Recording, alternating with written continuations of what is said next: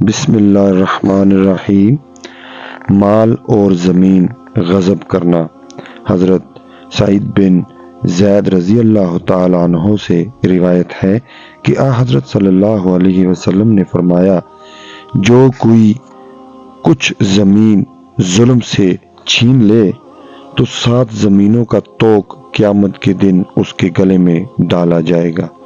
حضرت ابو سلمہ رضی اللہ تعالی عنہ، عبداللہ بن عبد الرحمن بن عوف رضی اللہ تعالی عنہما اور ان میں اور چند لوگوں میں کچھ زمین کا جھگڑا تھا۔ انہوں نے حضرت عائشہ رضی اللہ تعالی عنہما سے ذکر کیا۔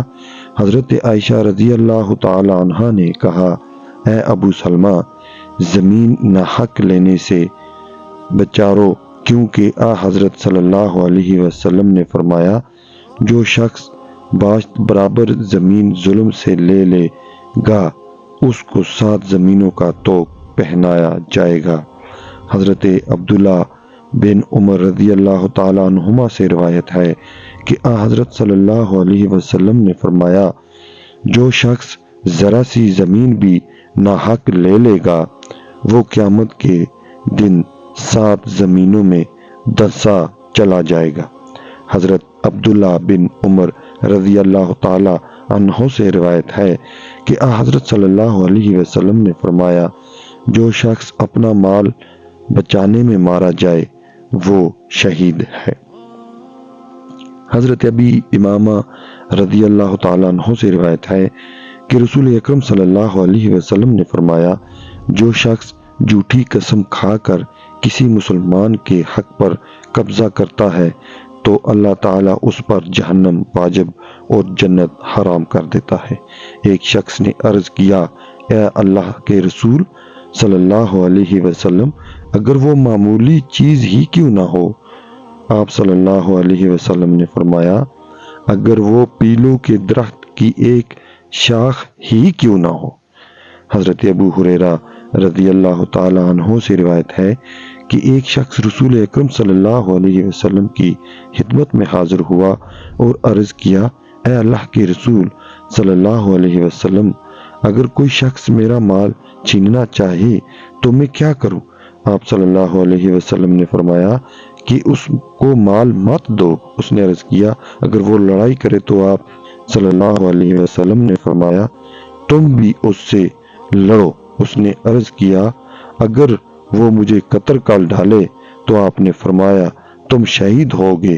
اس نے عرض کیا کہ اگر میں اس کو قتل کر دوں تو آپ صلی اللہ علیہ وسلم نے فرمایا، وہ جہنمی ہوگا۔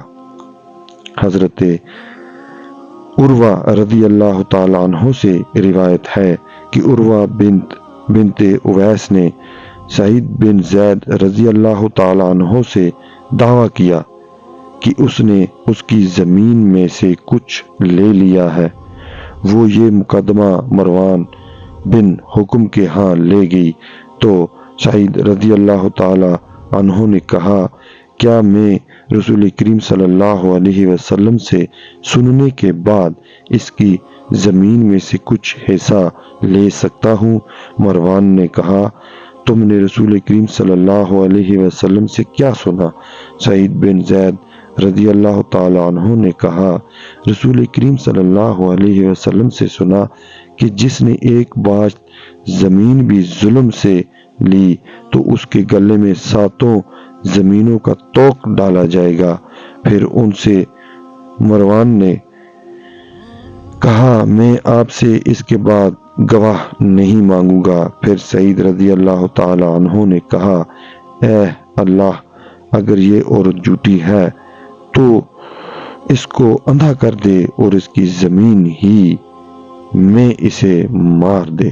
وہ عورت بینائی جانے سے پہلے نہ مری بلکہ وہ اپنی زمین میں چل رہی تھی کہ اچانک ایک گڑھے میں گر کر مر گئی۔